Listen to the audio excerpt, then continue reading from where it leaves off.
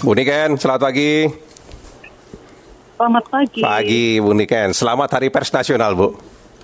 Ya, terima kasih. Selamat Hari Pers juga Iya. untuk RRI dan untuk semua media, jurnalis, wartawan semua. Iya, Bu Niken, kalau tadi sejak pagi kita tampung pendapat masyarakat ya, Bu ya. Ada dua hal besar yang menjadi kekhawatiran masyarakat. Yang pertama soal nasib pers kita hidupnya bagaimana ke depan. Yang kedua soal kepercayaan masyarakat terhadap pers ini, mereka masih pertanyakan sehubungan dengan disrupsi teknologi yang berlangsung saat ini. Kalau dari data Dewan Pers yang saya kutip juga ini, Bu ya, ternyata kan 71% lebih media kita saat ini kan media siber. Nah, kemarin kan ada pernyataan dari Pak Nizar Patria, Wakil Menteri Komdigi, yang mengatakan bahwa ada fenomena zero click, di mana traffic juga turun 40% dari media siber kita. Kalau begitu nasib pers kita bagaimana ke depannya, Bu Niken? Iya, baik. Saya dengan siapa ini? Dengan Zaini, Bu Niken. Dengan? Zaini, Bu. Oh, Mas Zaini. Iya. Mas Zaini, memang sekarang ini dunia pers Indonesia itu sedang berada pada fase paling menantang sejak era reformasi ya. Ya. Karena disrupsi teknologi digital, ini perubahan perilaku konsumsi informasi masyarakat, serta pergeseran belanja iklan ke platform global ini memang betul-betul telah memberikan tekanan besar ya pada keberlanjutan perusahaan pers. Apalagi beberapa tahun terakhir ini, media cetak, media online, radio, televisi nasional ataupun lokal itu banyak mengalami efisiensi besar-besar. Banyak sekali mereka itu melakukan pengurangan jam tayang, kemudian di TV maupun media cetak itu banyak juga yang penutupan biro daerah. Hingga adanya pemutusan hubungan kerja terhadap ribuan pekerja media ya. Jadi fenomena ini sebenarnya tidak hanya di Indonesia. Kemarin itu Washington Post itu kan media yang sangat luar biasa ya. Itu pun ternyata mereka juga harus mengurangi tenaga mereka, para awak media mereka itu dengan sangat signifikan ya. Karena memang media, tapi kalau RRI, TVRI itu kan luar biasa disupport oleh negara.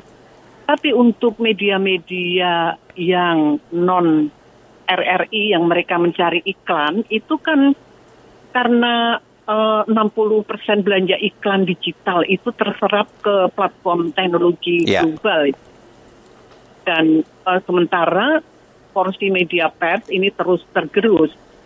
Jadi tren ini juga diperparah dengan tadinya kan media-media itu juga mendapatkan iklan layanan masyarakat dari pemerintah. Dan pemerintah juga sekarang sedang mengurangi begitu ya anggaran komunikasi. Disinilah memang tantangan yang besar bagi pers Indonesia. Oleh karena itu kami dari Dewan Pers memang mengupayakan bagaimana media ini bisa terus berkelanjutan. Dengan berbagai cara, diantaranya juga kami sedang menyusun konsep dana jurnalisme. Begitu itu, Mas Zaini. Tapi Bu Niken ya, apa sebenarnya bisa dilakukan oleh negara dan juga industri media lah? Paling tidak merumuskan model bisnis terkait dengan perkembangan disrupsi teknologi seperti saat ini, agar pers kita juga masih bisa berdaulat secara ekonomi, tapi tidak mengorbankan independensi redaksinya, Bu Niken.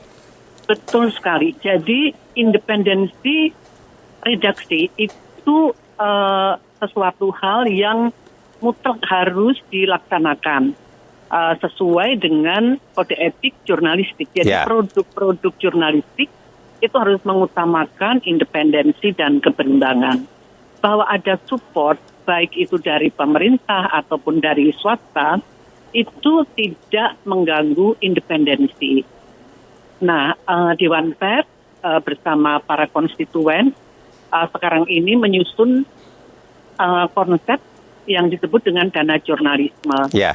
Nah, dana jurnalisme ini diharapkan menjadi wadah bagi mungkin lembaga-lembaga baik itu nasional ataupun internasional, lembaga donor ataupun pemerintah yang memberikan support terhadap pers, terhadap media. Ya. Jadi di situ kita baru menyusun konsep itu. Nah, pemerintah sebetulnya juga sudah mengupayakan, tapi ini sedang dalam proses juga, yaitu program penyehatan media dan pers melalui BEJOS. BEJOS itu adalah media yang bertanggung jawab, edukatif, jujur, objektif, kemudian sehat. Nah, konsep BEJOS ini sebetulnya sudah masuk RPJMN 2024-2029. Hanya karena belum ada regulasinya, sekarang sedang disusun, tapi paling tidak pemerintah memberikan perhatian kepada media, kepada penyihatan pers ini. Gitu Mas Dalmi. Baik, kita ke pendengar dulu ya, Bu Niken ya. Ada Pak Rifai di Sleman. Pak Rifai, pagi. Selamat pagi. Pagi, Pak Rifai. Ya, silakan. Ada Bu Niken, anggota Dewan Pers bersama saya, Pak. Ya, selamat pagi Bu Niken. Saya masih ingat Bu Niken dulu. Selamat pagi Pak Rifai. Dulu ada di Jogja itu dulu. Silakan Pak. Ya, ini satu, saya sangat berharap Dewan Pers juga tidak segera kalau misalnya ada pembatasan oleh tokoh tertentu atau pemerintah lah gitu. Khususnya ini saya tarik kasus dari Aceh ya. Ya. Jadi intinya ada negosiasi lah. Jangan langsung wartawan semua ditarik dari sana sehingga tidak ada kelanjutan perkembangan yang terjadi di sana gitu. Itu perlu ada yang boleh diberitakan, ada yang tidak boleh gitu.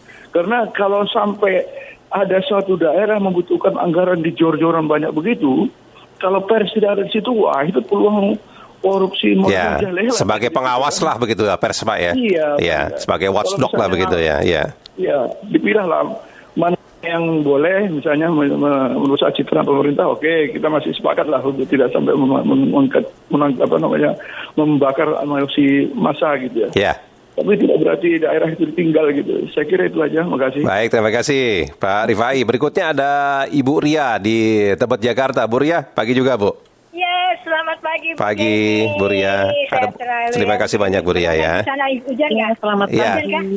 Selamat pagi Bu Niken Widya Suti yang selalu yang aku menang sekarang itu begini Natalan di RRI ketemu Bu Niken, tapi Bu Nikennya nggak jauh. Dan ada Bu Niken ya, dengan Ria di Tebet. Dengan setianya RRI Bu. Silakan Bu. Bukan anggota pres nih Bu. Terus bagaimana Bu ini mengenai periode ini 2025 sampai 2028 ini Ibu latar belakangnya Dewan Pers ini bagaimana Bu sekarang ini kayaknya mau jadi anggota Dewan Pers ini kadang-kadang bagaimana ya Bu saya mau ngomongnya gitu kadang yang sulit kah ini Bu caranya Ibu itu banyak yang nanya gitu ini pas sekarang katanya dipersulit gitu Bu. Bagaimana tanggapan Ibu Niken ya Bu? Baik, terima kasih banyak ya Bu Ria ya. Jadi terima kasih banyak. Pagi. Salam sehat. Ya, salam sehat juga. Kalau Mbak Rifai tadi mungkin kalau kita ambil kesimpulannya soal pengembalian fungsi pers sebagai pengawas atau watchdog begitu. Nah, itu bagaimana? Bu Niken, silakan Bu. Iya. Pers memang bertugas untuk kontrol sosial ya. Jadi memang tugas media itu memberikan masukan-masukan yang atau juga mengkritisi, tetapi mengkritisi di sini bukan caci maki, bukan fitnah begitu ya. Tapi kalau memang realitasnya perlu diperbaiki ya tidak ada masalah. Begitu itu. Jadi kalau tadi disampaikan Pak Rifai, jurnalis-jurnalis dari pusat ditarik, tetapi kan masih banyak jurnalis dari daerah.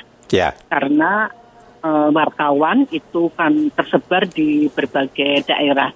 Nah, tentunya wartawan-wartawan ini yang bisa ikut menjadi kontrol sosial atau watchdog sehingga mengurangi dalam tanda kutip misalnya ada penyimpangan-penyimpangan. Ya. Begitu.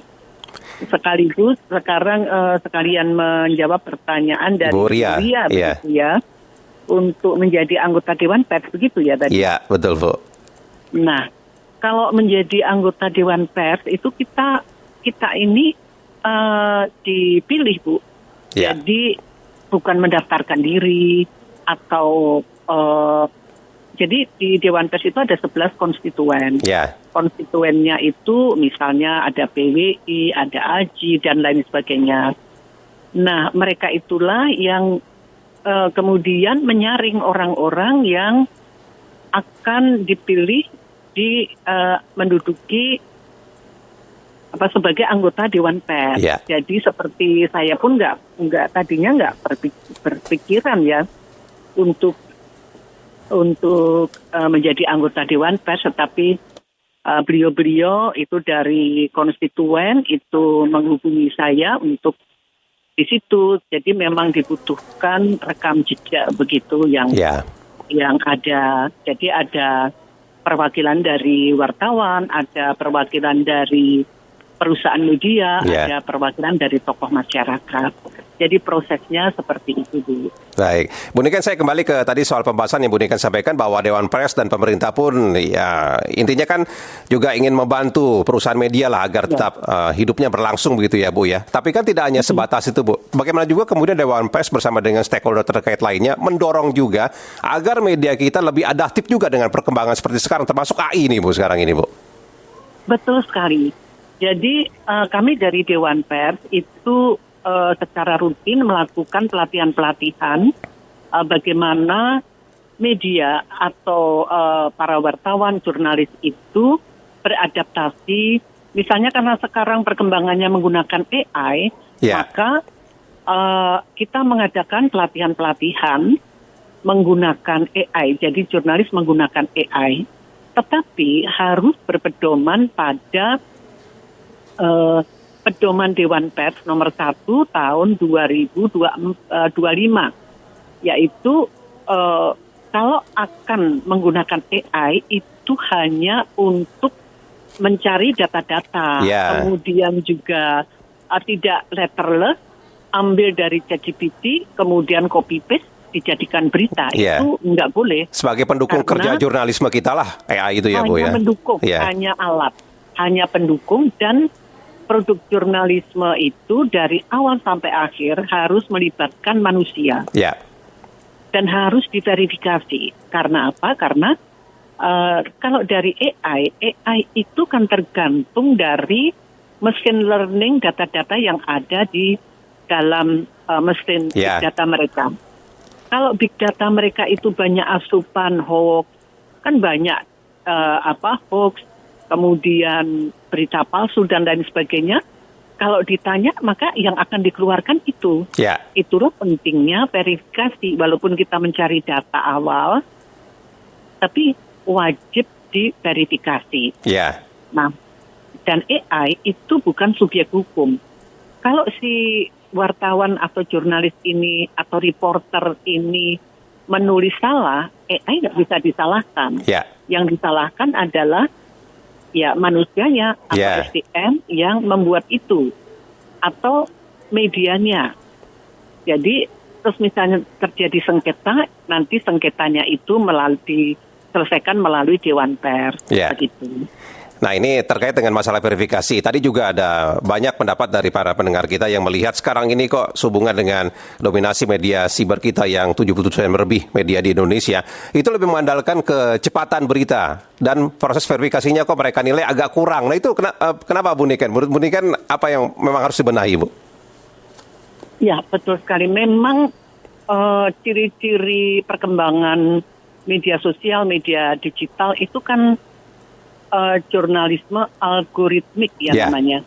Jadi jurnalisme, tetapi mereka itu sangat dipengaruhi oleh algoritma. Banyaknya reach, banyaknya like. Akhirnya banyak juga produksi berita itu yang hanya mengandalkan untuk mendapatkan banyak viewer banyak like begitu itu karena biasanya iklan itu akan datang ketika banyak followernya begitu itu. Nah, disinilah koreksi juga terhadap media-media untuk betul-betul tidak hanya membuat berita-berita yang clickbait. Yeah.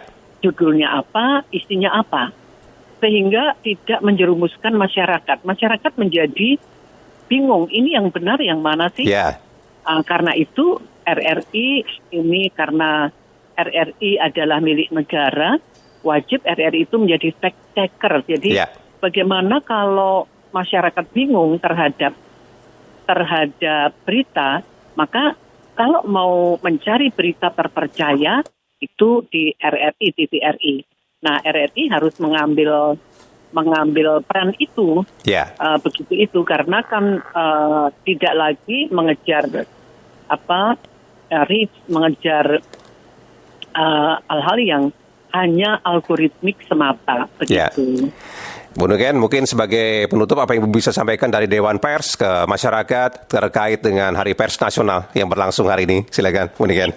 Ya, tentunya kepada masyarakat kami mengucapkan terima kasih atas apresiasi masyarakat terhadap pers dan melalui bentuk kritikan, melalui bentuk mengikuti berita-berita melalui pers, dan tentunya kami sangat senang ada masukan-masukan dari masyarakat untuk perbaikan pers.